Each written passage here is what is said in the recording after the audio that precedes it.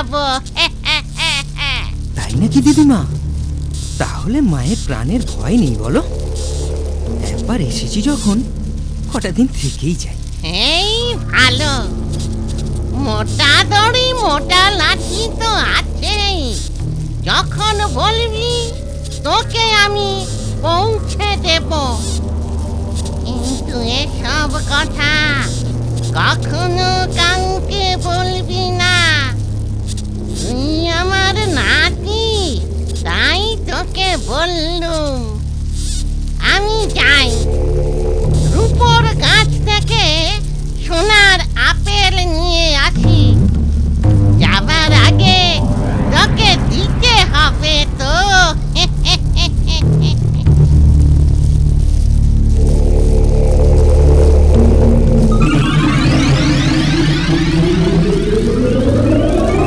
পরদিন সকাল হতেই বুড়ি ও অন্যান্য রাক্ষসী চড়তে বেরিয়ে যায়। বরুণ কুমার সেই সুযোগে কাকাতুয়া পাখি, মোটা লাঠি, মোটা দড়ি আর সোনার আপেল নিয়ে রওনা হয় কাঞ্চনগড়ের প্রাসাদে। মোটা লাঠি মোটা দড়ি, ফিরবো প্রাসাদে তাড়াতাড়ি।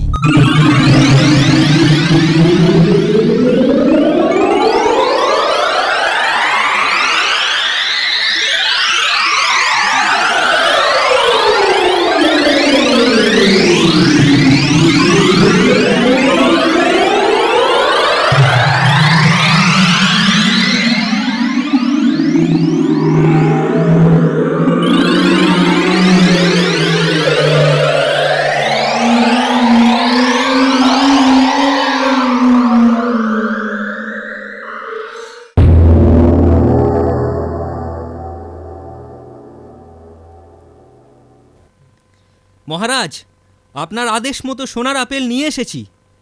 কিন্তু আমি হয়তো একটু দেরি করে ফেলেছি। রানীমাকে তো বেশ সুস্থই মনে হচ্ছে। তুমি তুমি তুমি কোথায় পেলে এই সোনার আপেল? কেন, রাক্ষস রাজ্যে। সেখানে তুমি ফিরলে কেমন করে? আমার নতুন প্রহরী যেমন বীর তেমনি সাহসী। মহারাজ, রানীমার জন্য আরও একটি উপহার আমি এনেছি। দেখলে রানীমা নিশ্চয়ই খুব খুশি হবে। এ কি? এই এই এই পাখি তোমার হাতে এলো কি করে? আমায় দিয়ে দাও, আমায় দিয়ে দাও বলছি। শয়তান! শয়তান আমি? মহারাজ, কে এই রাজ্যের এতদিন ক্ষতি করে এসেছে?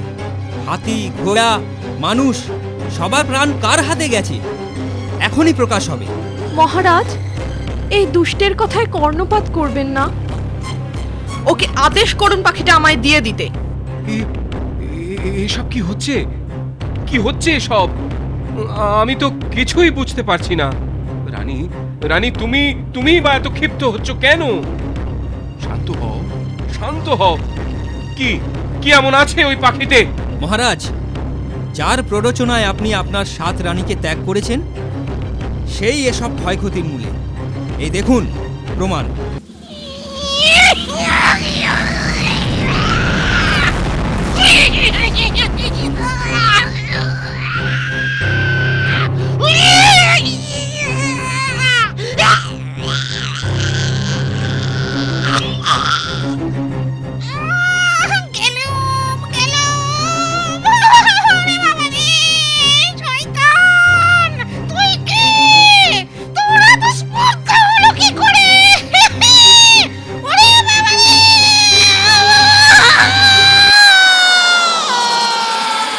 মহারাজের সন্তান, 7 রানীর এক ছেলে বরুণ কুমার, এ রাজ্যের রাজকুমার।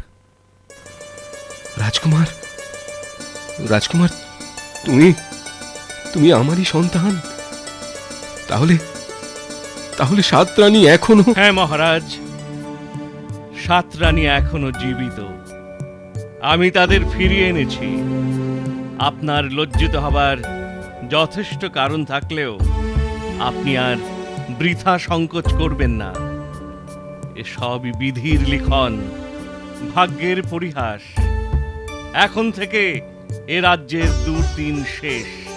এই পরম আনন্দের মুহূর্তে আমি ঘোষণা করছি, আজ থেকে বরুণ কুমার এই রাজ্যের রাজা, এই রাজ সিংহাসনের একমাত্র অধিকারী। মন্ত্রী, আর দেরি নয়, কুমারের রাজ অভিষেক উপলক্ষে উৎসবের আয়োজন করো। বরুণ কুমার রাজা হলেন। নতুন রাজা ও আগের 7 রানীকে ফিরে পেয়ে প্রজারা খুশি হলো। রাজ্যে আনন্দের জোয়ার বইতে লাগলো।